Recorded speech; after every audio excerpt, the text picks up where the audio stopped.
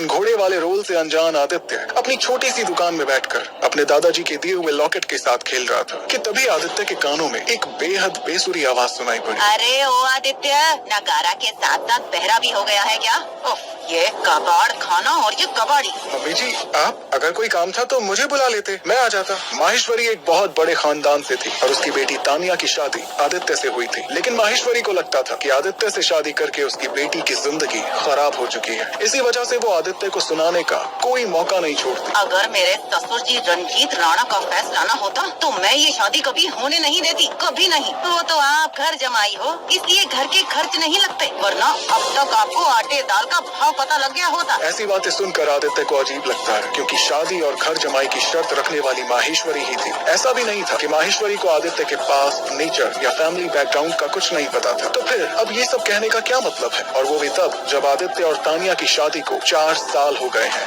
ये रोने धोने का झूठा नाटक जाकर तानिया के सामने करना, मेरे सामने नहीं। मैं तुम जैसे लोगों को अच्छी तरह समझती हूँ, इसलिए ये लो डेबिट कार्ड। Debit card?